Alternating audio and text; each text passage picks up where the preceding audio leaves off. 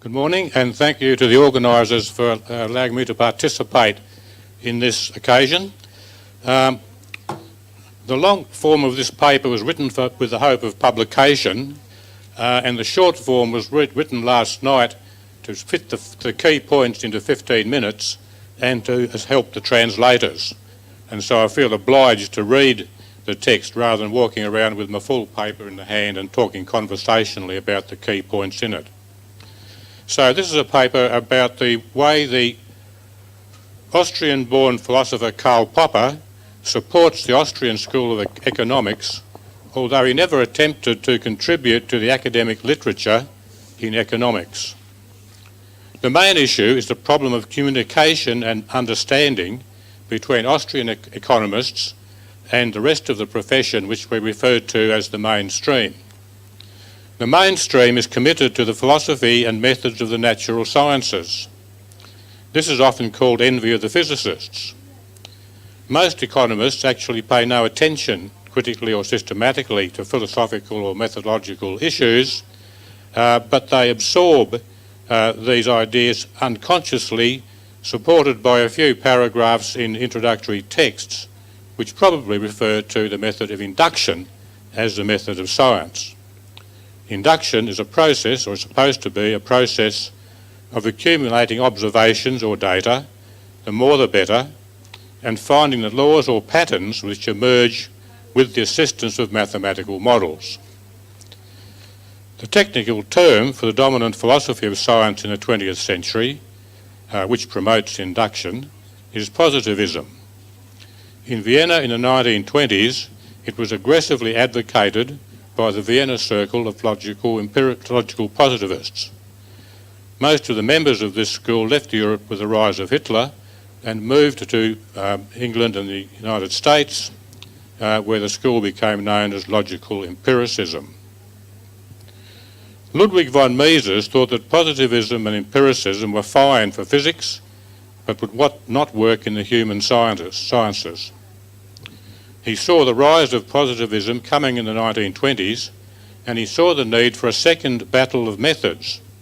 The first battle was fought between Karl Menger and the German Historical School in the 1880s. Mises wrote a series of papers which were collected in a volume published in German in 1933. He insisted that the method of the human sciences was not inductive or empirical, it is axiomatic and deductive, building up a body of theory on the foundations of purposeful human action in the rational pursuit of goals. This is a deductive process based on self-evident foundations in the logic of action, and the axioms cannot be challenged by empirical evidence. This approach is perceived in the mainstream to be absurd or insane by those positivists and empiricists who are stuck on mathematics and the methods of physics. There is a remark attributed to Paul Samuelson along the lines that he wept for a discipline that takes the a priori approach seriously. So, there is a problem of communication and collaboration between the Austrians and the imitators of physics. However, there is a resolution to this standoff if we draw on the ideas of Karl Popper. He demonstrated the poverty of positivism and empiricism in physics, and he expounded a form of a priorism or deductivism which is equally applicable in the natural and the social sciences. This reading of Popper's contribution is supported by Barry Smith's critique of the very strong form or foundationalist form of a priorism in the work of the late Murray Rothbard and the living Hans Hermann Hoppe. The long form of this paper offers 3 lines of argument to demonstrate the support which Popper and also Barry Smith provide to the Austrian economists. The first is Popper's alternative to positivism in the philosophy of science. The second is Barry Smith's critique of strong or dogmatic a priorism. The third is Barry Smith's study of the philosophical framework of Menger's economics, where it's possible to find parallels with the thought of Popper. Now, introducing Karl Popper. He was born in Vienna in 1902 3 years after Hayek, and he died in 1994, 2 years after Hayek. They were obviously the same generation, and they became friends in the 1930s. Popper dropped out of high school and went to lectures in mathematics and physics at the university in Vienna until he eventually matriculated and became a high school science teacher in the late 1920s. In his spare time, he worked on the fundamental problems in the theory of knowledge, with some informal advice and consultation with academic philosophers, including some members of the Vienna Circle. Not far away in Vienna, Von Mises had a busy day job advising the Austrian government. He went home in the evening to work on the fundamental problems in the human sciences. An interesting parallel. They were both concerned with fundamentals, but as far as I know, they never collaborated in a useful way, although they met in the Mont Pelerin Society after the war. In 1935, Popper published his major work, Logic der Forschung, which translates the logic of scientific investigation. This appeared in English as The Logic of Scientific Discovery in 1958. This transformed the philosophy of science with a devastating critique of logical positivism and the so-called logic of induction. He replaced those views with Einstein's approach by way of imaginative or intuitive speculations or conjectures about the laws of nature to formulate laws which function a little bit like axioms as a starting point for deductive prediction and tests. Having sorted out the philosophy of physics, Popper turned his attention to the social sciences, where he found two major errors. One is scientism, that is the attempt to imitate the assumed inductive methods of the natural sciences, a quest which is fruitless because the inductive or positivist approach is not the way that makes the natural sciences successful. The other error which he found was historicism, which is the denial that there are explanatory laws to be found in the human sciences and economics. Instead, the scholar should use the inductive approach to accumulate data and look for laws of historical development and laws of history.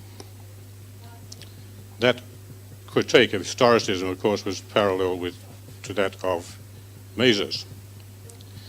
Popper was of Jewish descent, and he fled to New Zealand in 1938, where he wrote The Poverty of Historicism as a series of journal articles published in 1944-45. He also wrote a major work, The Open Society and Its Enemies, which appeared in 1945. It was described by Isaiah Berlin as the most searching critique of Marxism in the English language at the time. His friendship with Hayek was critical at this stage in finding a publisher for the Open Society and Its Enemies and in obtaining a post at the London School of Economics, which enabled Popper to return from the end of the earth to London in 1945. So Popper provided support for Austrian economics against the logical positivists and empiricists, and this support is important to shift the views of the mainstream, if that can ever be done, to persuade them to take the Austrian approach seriously by abandoning the methods of what they perceive to be the inductive natural sciences. How long do I have? No. Right. So, Karl Popper's work has been rediscovered in the mainstream by an important commentator named Wade Hans, who discovered that when you review your view of Popper as a critical rationalist rather than the straw dummy who's mostly criticised, then his ideas are indeed sound. So Hans concluded that Popper's critical rationalism can work in contrast with positivism and logical empiricism. He also identified that Popper's view fits with good practice in economics, and that applies to his specific contribution to social sciences, namely situational analysis and the rationality principle. The most striking application of Popper's philosophy was in economics is due to Stanley Wong, who demonstrated the power of Popper's approach in his doctoral thesis, which shredded Paul Samuelson's theory of demand. Wong was taught by Larry Boland, who was a student of Joe Agassi, who was Popper's research assistant in the 1950s. I think that's just about all the time that I have. But the conclusion is that following Popper, the methods of the natural sciences cannot usefully be regarded as positivism, empiricism, or some close derivative. They are closer to the Aristotelian causal realist position, which expounded by Barry Smith in his exegesis of Menger's economics. If this is correct, it means that the economists in the mainstream need to pay attention to Popper if they really want to follow the natural sciences. They also need to look again at Austrian economics to see if it has explanatory power, and they don't need to be distracted by the apparently alien methodology. The Austrians, for their part, need to stop appealing to a special method that is unique to the human sciences. They need to stop elaborating the methodology which alienates them from the mainstream. People doing good economics can simply claim that their best argument for a theory is not its alleged methodological foundations, but its capacity to provide explanation and understanding of economic phenomena and to stand up to various forms of criticism. Thank you.